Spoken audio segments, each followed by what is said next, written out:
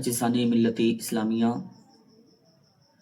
आइए एक बहुत प्यारी बात आपसे मैं शेयर करने की कोशिश करता हूँ। अगर आप वीडियो पे आए हैं तो बात को पूरी सुन कर के जाना, और अगर बात अच्छी लगे तो शेयर भी करना। लेकिन आपसे बस इतनी गुजारिश है कि अगर आप वीडियो पे आ गए हैं तो पूरी बात को सुन कर के जाना, और बात अच्छी लगे तो शेयर करके भी जाना। और अगर बात बहुत प्यारी लगे तो कमेंट में, जो नीचे कमेंट बॉक्स है उसमें सुबहान अल्लाह ज़रूर लिखना। तो अजीज़ान मिल्लत इस्लामिया, ये जो हदीसों की बातें हैं, जो ये हदीसें हैं, इन्हें कोई आपको दुनियादार नहीं बताएगा, बल्कि जब एक आलिम दीन के पास आप बैठेंगे तब जा कर के आपको इन बातों का पता चलेगा। क्योंकि आज लोग दीन मोबाइल के ज़रिए से सीखना चाहते हैं, लेकिन मैं मना नहीं करता हूँ कि मोबाइल के ज़रिए से जो है तो दीन ना सीखो, मोबाइल के ज़रिए से दीन सीखो। लेकिन पहले ये देख लो कि ये जिस आलिम को हम सुन रहे हैं या जिस मुफ्ती को हम सुन रहे हैं, ये हमारे मसलक का है या नहीं है, ये हमारी बात करता है या नहीं करता है। और जब किसी मसले को सुना करो, जब कोई मसला आपके सामने आया करे और उस मसले को सुन लिया करो, तो सबसे पहले अपने मस्जिद के इमाम से उसको मालूम किया करो कि मैंने सोशल मीडिया के ऊपर एक ये मसला सुना है, हजरत क्या ये मसला सही है या गलत है। इमाम उसको फौरन आपको बताएगा कि मसला हक है या मसला गलत है। तो अजीज़ान मिल्लत इस्लामिया, सोशल मीडिया पे अगर कोई मसला सुनो तो सबसे पहले उसे अपने इमाम से पूछो कि ये हक है या बातिल है। अगर सही होगा तो इमाम आपको सही बताएगा, और अगर गलत होगा तो आपको गलत बताएगा। और अपने आलिमों की इज्जत करो, अपने आलिमों की इज्जत करो और अपने आलिमों का एहतराम करो। क्योंकि अगर ये आलिम ना होंगे तो दीन की बात कोई तुम्हें बताने वाला ना होगा। अगर ये आलिम ना होंगे तो तुम्हें कोई सीधा रास्ता दिखाने वाला ना होगा। मेरे प्यारे, ये आलिम ही हैं कि जो तुमको सीधा रास्ता दिखाते हैं। अगर तुम्हारे घर पे अगर फातहा करनी हो तो ये आलिम ही तलाश किए जाते हैं, जिन्हें आज लोग हिकारत की नजर से देखते हैं, जिन्हें आज लोग हिकारत से देखा करते हैं। अगर ये आलिम ना हो तो घर के ऊपर फातहा रखी होगी, कोई करने वाला नहीं होगा। घर में फातहा होगी, कोई करने वाला ना होगा। मेरे प्यारे, अब जनाजा रखा होगा, कोई नमाज पढ़ाने वाला ना होगा। क्योंकि आप अपने लड़कों को, अपने बेटों को आलिम दीन बनाना ही नहीं चाहते। आप आलिम अपने बेटों को बनाना ही नहीं चाहते।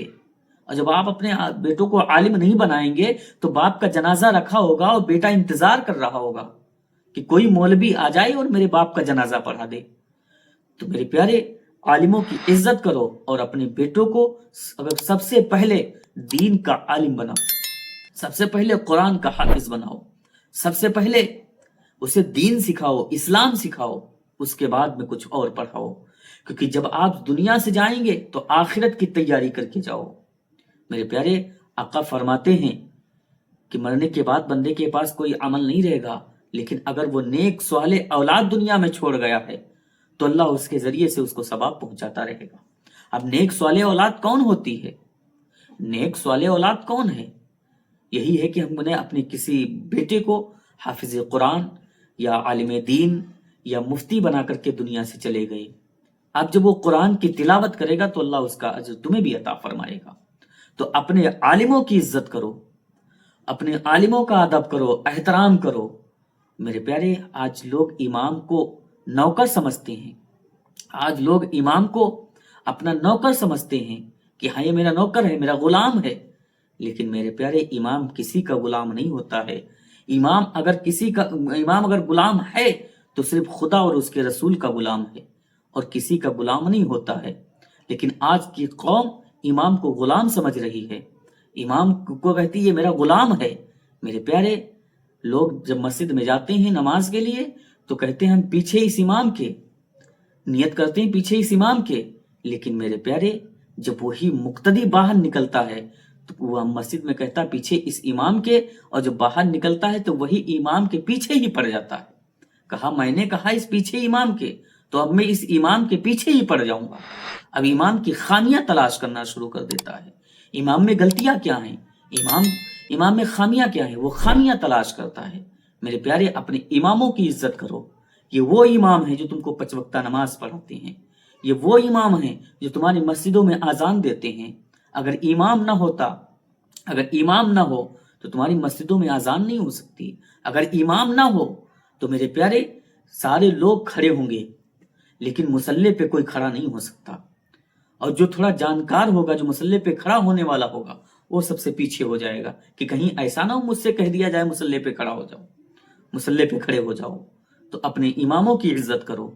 اگر آپ اپنے اماموں کی عزت کریں گے انشاءاللہ تبارک و تعالی تمہیں کامیابی عطا ہوگی.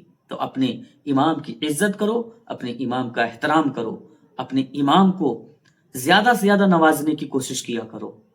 کیونکہ میرے پیارے، دنیا کے اوپر لاکھوں روپے انسان خرچ کر دیتا ہے، لاکھوں روپے دنیا پہ خرچ کر دیتا ہے، لیکن جب امام کو دینے کی بات آتی ہے تو اس کی جیب میں 10 روپے نہیں نکلتے ہیں جو امام کو ہم دے دیں. میرے پیارے، یہ تو اللہ بہتر جانتا ہے کہ اماموں کا گھر کیسے چلتا ہے. کوئی دنیا دان نہیں چلا رہا، پروردگار چلا رہا ہے، کیونکہ وہ ان کے گھر کی خدمت کرتے ہیں. تو اماموں کی عزت کرو، زیادہ سے زیادہ اماموں کو نوازا کرو. اگر اماموں کو نوازو گے تو امام بھی خوش ہوگا، اور جب امام خوش ہوگا تو اللہ کی بارگاہ میں دعا کرے گا، اللہ میرے مقتدیوں کو سلامت رکھنا. اللہ بھی خوش ہوگا، رسول اللہ بھی خوش ہوں گے. جب اللہ خوش ہوگا تو تمہارے گھر میں برکتیں آئیں گی. تو میرے پیارے، اپنے اماموں کی عزت کرو. السلام علیکم.